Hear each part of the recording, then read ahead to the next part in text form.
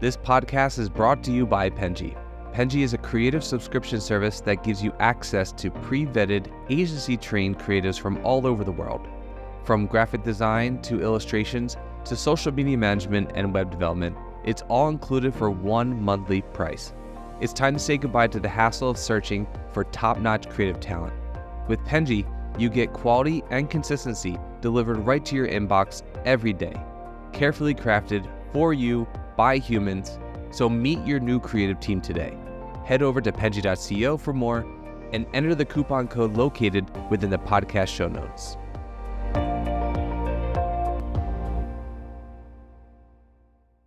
Okay, guys, what is your opinion on standing desks for productivity? Cancel or keep them? Keep. I'm going to go with cancel. Okay, next one. Counting macros instead of intuitive eating. Canceling or keep them? Oh, Canceling not. No. Yeah, intuitive. We're eating what we're want. We're getting whatever we want here. However many cookies, all of that. No macro. No. I love that. Okay, next one. Prescription weight loss drugs like Ozempic. Cancel or keep? Cancel. For sure. And the last one. Meditation apps instead of therapy. Cancel or keep? Ooh. Depends for who. And how much you're willing to spend as well. Yes, I would say keep just because it does work for some people. Yeah. Yeah, so we'd say like a combination of both might be great. Yeah. Guys, welcome to the Fully Minutes podcast. You all know the drill. For people watching, this is where we talk marketing and business tips. We assist you guys in your business journeys. And you know me, I'm the host. And we have two great guests today. We have Leilani and Charly.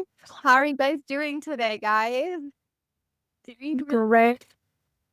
The sun's shining over here. How are you? I'm so excited to have you on the podcast. Where are you guys located? I am based over in Minnesota. We just had a epic snowstorm yesterday. It really kicked off the first day of Earth Month strong. Calling in from the Midwest. Okay. And I'm from San Diego. Oh, sorry. I'm from San Diego. So quite like the opposite side of the spectrum weather-wise. It's blue skies right now, but we did have a lot of rain last week. So what about you? I am so Penji is based in Philadelphia, but I live in El Salvador. So very hard. Oh, cool. I love that. I've been So, wanting to get over there. we're all located in different places, but I am excited to have you guys on the podcast today and talk about great things. So to get started, get the ball rolling, can you guys introduce yourselves a little bit? Tell us all we got to know the whole shebang. Perfect. Charly, I'll let you lead. Okay. Hello, my name is Charly. I am originally from Colorado, grew up spending my whole life in the middle of the Rocky Mountains, so fostered a really deep appreciation for nature early on. I always knew that I wanted to do something in the environmental movement, but I was not super sold on the idea of climate change. I had a community that was also pretty skeptical about climate science and wasn't really sure that the climate was changing until college, where I had a really amazing professor who showed me all of this climate data. But what really got to me was the climate stories, people that were experiencing climate change on the front line. So ever since then, I have devoted my life to climate communication and started working at Time for Better, where I met the phenomenal Leilanni like 3.5 years ago. So kick it off to you.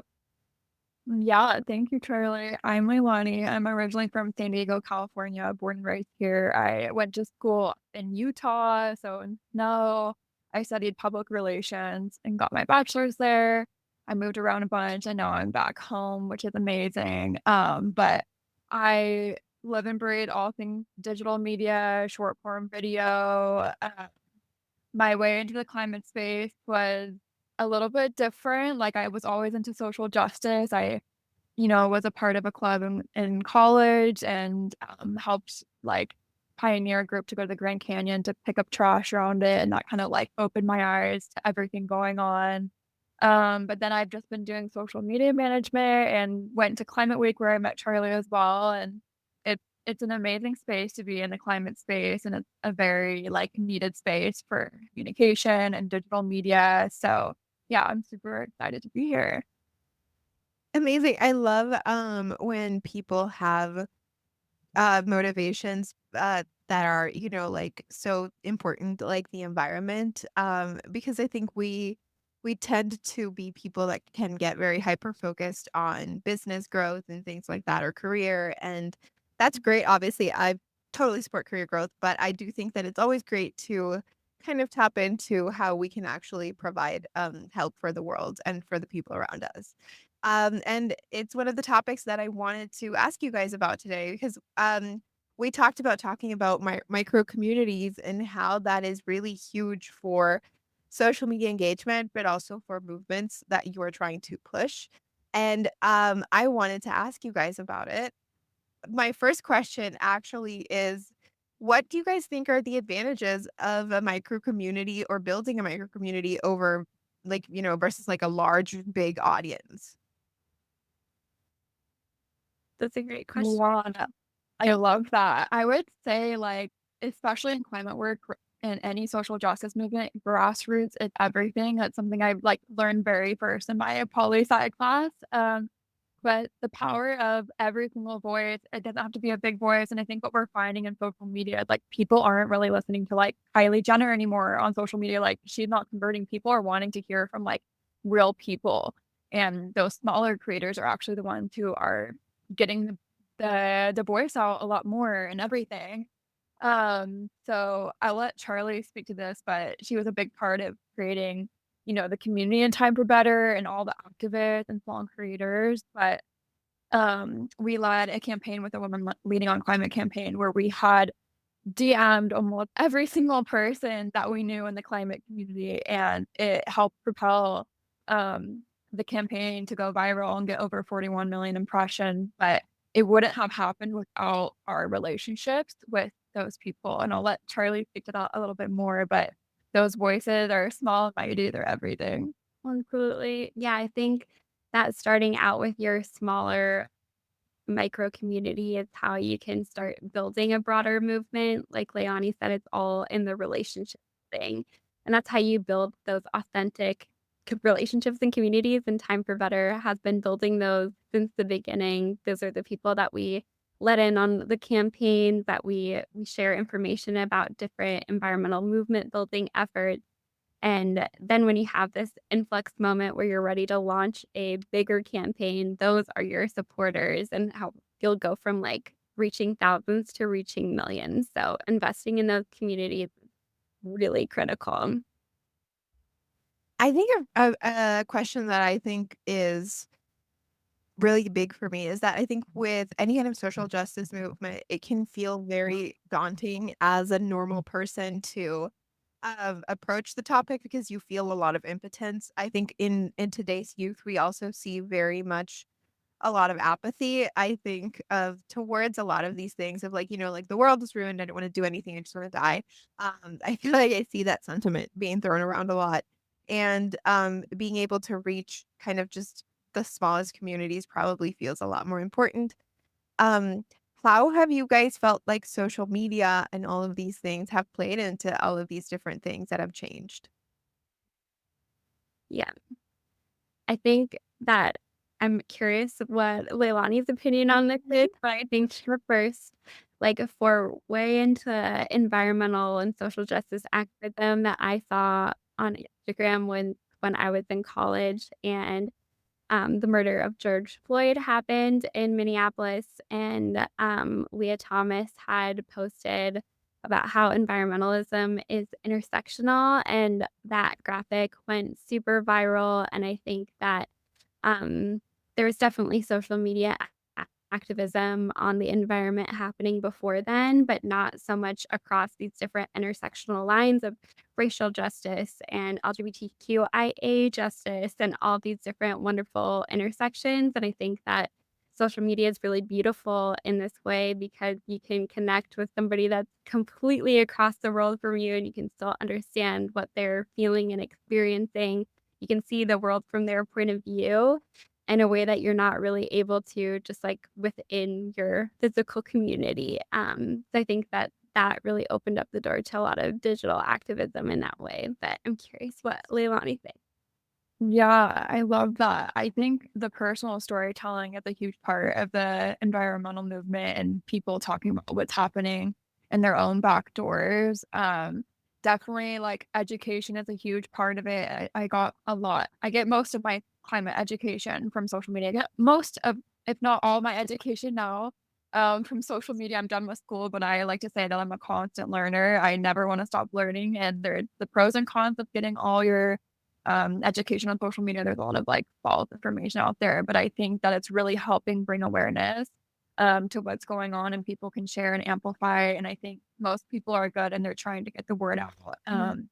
And yeah, most people are trying. And I think, having it digestible, as we said, as you were mentioning at the beginning, that it's really hard to, have climate digestible. It's a really scary subject. It's a really multifaceted subject. And Charlie and I actually talked about this when we first met. I'm like, I'm just like a baby activist. Like, where do I start? This is so confusing. I know plastic is bad.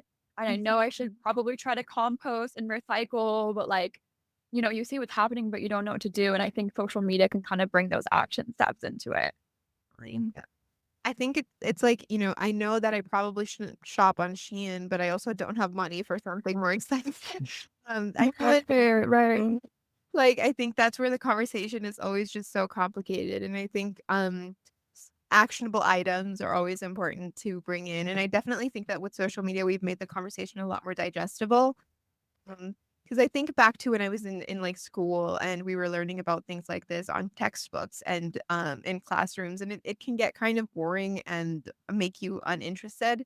Versus, I think all of the ways that we have to show people, whether it's through a YouTube video and articles and all of these different avenues, can make it more engaging and a lot more relatable, especially for young kids who are just getting introduced to this whole thing, right? And less Yeah. depressing too. Like, Yeah. yeah. Yeah. I feel like Go ahead. media have made thrifting cool again. Like, I feel like Yeah. people are, finding new ways that are exciting. Yeah, and I think with like social media, there is kind of a fine line that you do have to thread though, because I do think we find a lot of great content, great creators, great things on social media, but there's also a lot of noise and a lot of things that can feel, a lot of data that is presented in certain ways to fit narratives, a lot of just false things, a lot of manipulated stuff.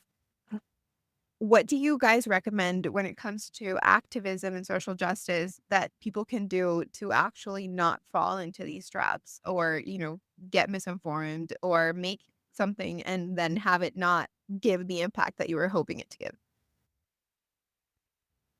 I'll let Charlie lead this way. 'Cause she's a pro on this topic.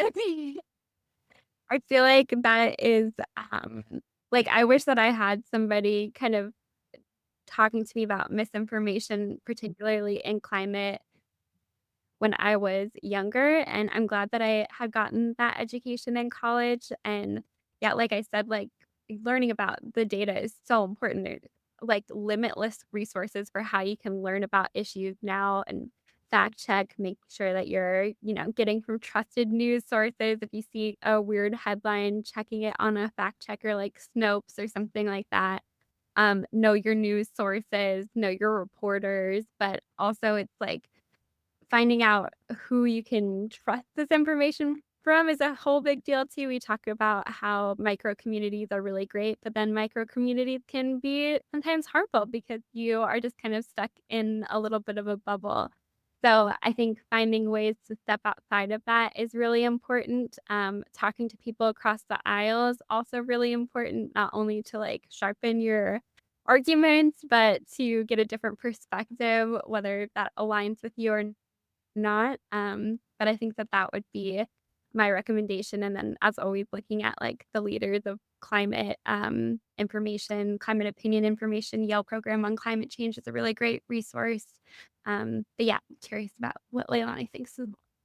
Yeah, that was a super, super great touch base on that. And Charlie is an amazing like brain for like information and resources to go to as well, like websites. But I think the main thing, as she mentioned, is just making sure you're following credible people from the start. Make sure you're not just like, make sure you have like start with like 5 really credible voices and then move into it and then just like use your brain, like everything, question everything, and make sure that you're just just because you see it on the internet doesn't mean it's true. I think a lot of people think they're experts these days when they're not, and we see that on social media, and it's hard to digest. But like a simple Google search, or just always, have a thoughtful academic perspective, and yeah, just always give it a little double check, I think, especially before you share it. It's, Yeah. your responsibility before you share it to all your followers and your community. Make sure you fact check it yourself before you share it so it doesn't become like this wildfire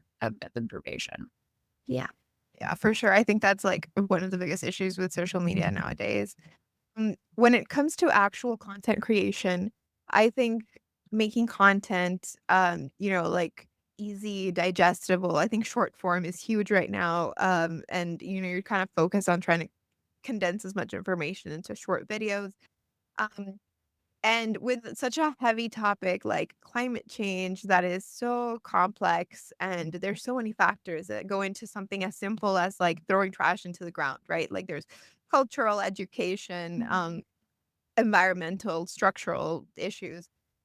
What do you guys think are ways that you can communicate these type of complex ideas into like a tangible and understandable things on social media or on, anywhere so that people can actually consume them and understand what's going on?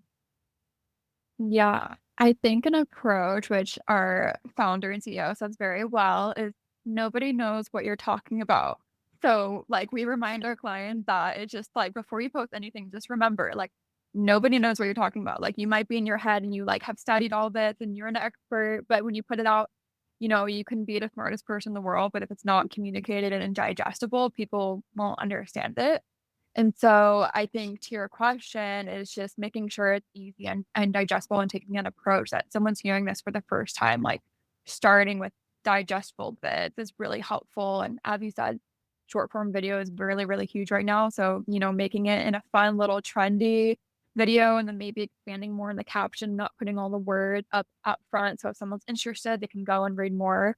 But Charlie is an amazing communicator as well. So I'll let her answer this as well. Yes, yeah. No, I totally agree. And we were just talking about this before the podcast, but all of these amazing organizations and companies are taking amazing initiatives on climate work. But if you don't know how to communicate it to your audience, they're not going to know how to rally behind you or become your base. So figuring out how you're going to talk to them in a way that they feel that it resonates is super important. And I was also going to bring up, yeah, our CEO and founder, Sarah Quit.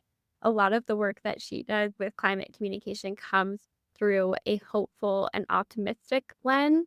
And that is one of the research backed strategies to get people to take action on environmental and climate initiatives, is to give them a sense of hope. We all know that headlines are not the best way to take care of your mental health and well-being. And if you can give somebody, a lifeline to make sure that they have a good day, or they are knowing what they can do, or they are inspired to take action, that's a wonderful way to communicate with your audience, especially with such a heavy topic. What do you guys think about virality? I think I've seen a lot of business owners trying to strive for that, like for viral content. I think a lot of people have seen the success of brands like Duolingo on social media, especially like they had a really big boom on TikTok, and I guess it really has helped their brand grow. And I've seen a lot of people kind of trying to replicate that and make that kind of quirky, relatable content to grow their brands. And especially, I think when it goes to a topic like environmental change or any kind of activism thing, I don't know if that model is, I mean, if it works, because you're also tackling something that's a little bit heavier and you want to kind of create social conscious, not necessarily a meme or a viral video. Um, but I'm curious to hear what your guys' take is on this topic, because my instinct tells me you probably want to have a different approach to your socials when you have when you're working with something like this, being with like nonprofits. But I'm curious what you guys think. Yeah, absolutely. I think that with viral campaigns, using memes and funny sorts of videos are perfect, and I would say that that's even necessary in the climate movement as well. Maybe that we need some more of that as well, but I think it always depends on who your audience is and how you're trying to communicate with them. So if you don't think that they're gonna resonate with some kind of Duolingo-esque kind of meme, then probably think through your strategy a little bit. But one campaign that Leilani and I worked on last year, which I think definitely was my favorite campaign that I have ever done, but it was in partnership with the former Minister of the Environment for Canada, and she had a goal to make a viral campaign moment, talking about women leading on climate, demanding action for their government to act on climate during the Conference of the Parties, COP29 in Azerbaijan. And so we made this huge campaign, and we connected first with our micro community, which are these really amazing environmental and climate communicators, really invested in them to make some great content pieces. And because they were really connected with their audience as well, they inspired their audience to create their own stories about how they are also women leading on climate. So we kind of tapped into women source of inspiration and also challenged different women to, lift each other up. But it was a really successful campaign. And yeah, I would love to hear Leilani's experience working on that as well. Yeah, that was great. I think the Woman Leading on Climate campaign is a perfect example, especially trusting, your partners and influencers that you work with and not having like a robotic message and, having that trust in them and saying, this is kind of like the guidelines, but what works best for you and your audience, we want you to make it so your audience understands it and every influencer knows their audience. And so I think that's relayed very well is when they can be themselves and it's not just like a set thing. And I think, to your question about viral stuff, I think at the end of the day, making things relatable is the key message there. And everyone, will feel the need to act more if they can relate to it. Yeah, I think so. I also think influencers right now are some of the biggest voices. I think even bigger than celebrities. I genuinely feel like sometimes, um, especially younger generations, are listening more to what an influencer has to recommend, what they have to say, than like you said earlier, Leilani, you said no one's listening to Kylie Jenner anymore. That's true, but they are listening to the influencer. So making sure that their voice is being heard and that they're saying things that are worthwhile, I think right now is huge. Um, Also, I think it brings up a great topic regarding, like just in general partnerships and working with other people. I think when you have this type of work, sort of that aspect of networking and finding strategic partnerships is really important. What do you guys think is important when you're determining someone that you want to work with that is going to be aligned with the goals that you have in mind, especially when it comes to social justice?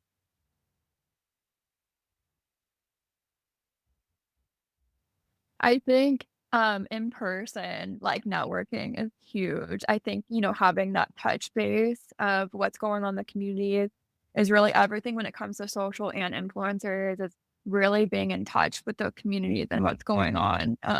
It's really, really big. But I think to your question is just seeing the passion from them. I think when I meet people in person and you can feel the passion, it's unlike anything else that you can feel online. So I think for me, like meeting people in real life or even on video, you can really feel out the energy and not to make it about that big part of it as well as like feeling someone's passion. But I'd love to hear Charlie's thoughts as well. Yeah, no, huge. And I think um, this work is so heavy. And yeah, as an individual, you can feel really crushed by the amount of work that needs to get done.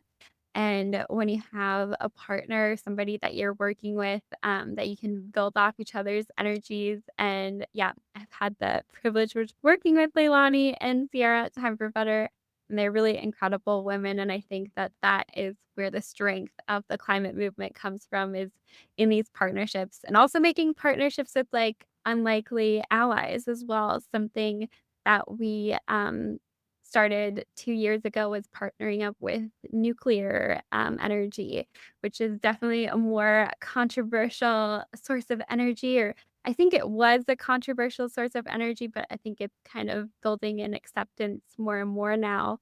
But we partnered with amazing nuclear energy advocacy groups who wanted to talk to climate communicators and influencers about how it's a climate solution. And we were able to put them in a room together and discuss how they can partner and talk. So finding those unlikely partners, in addition to finding your crew, I think is so important. That's great. I think like nuclear energy has been controversial because there's like a negative connotation, but it's really great. And I think if you're able to sort of like learn a little bit more about it, people would be a little bit less uh, wary of it. Yeah, absolutely. Well, guys, I think that's a great note to end this podcast on. But before I end it, I do want to give you guys the space to plug anything. If you guys want to work with anyone, if anything that we spoke about resonated with our audience today, the floor is yours to say anything that you want to say. I love that. Well, we're both here at Time for Better, which is a hopeful climate communications agency. We don't solely work with climate agencies as well. We work with, anyone who needs help with their communications, but we do really focus on those climate-based brands. And if you need help with your communications or bringing a little bit more optimism to your messaging, that's what we like to do, as Charly mentioned. Optimism converts better, it does best, and everyone needs more optimism. So if you need any help with that, we're around, and follow us on Instagram. Follow us? Yeah, follow us on Instagram for updates and hopeful messaging and all the things.